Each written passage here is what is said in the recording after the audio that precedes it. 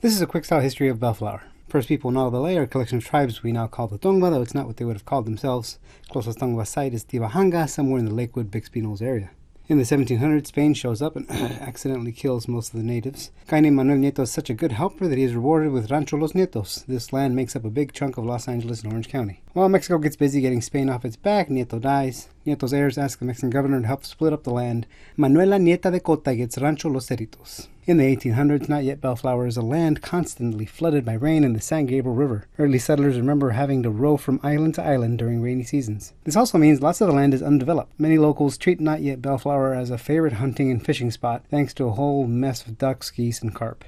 Still, a few isolated farms pop up on either side of the river. They call themselves the New River Colony. Due to the flooding, the soil here is supposed to be great. Feuds soon begin as people put up dams to prevent flooding and force the water onto the other side of the river. In 1902, the Pacific Electric Railway decides it's going to connect LA to Santana. Father of Long Beach, Jotham Bixby, says it's cool if they build the train through his Somerset Ranch. Not yet Bellflower gets its own train station. In modern times, this would be like a city getting its own airport. A guy named Emil Firth predicts a population boom, starts buying up the land and selling small farms as Somerset Acres. People start to take up farming, with some fantasizing that they can now commute between a city job and farming on the side. In 1909, not yet Bellflower wants to build a second school and again gets to feuding. The original river people want the school near them, but the new higher ground settlers disagree. The new guys win. Soon the community gets to fighting again, this time about their post office name. There are a couple different stories about how they decide, but the decision becomes Bellflower. A possible source for the name is an orchard of Bellflower apples grown by one of its first settlers. In the 1910s, Bellflower is hit with multiple floods and decides to build floating bridges across Rosecrans Avenue.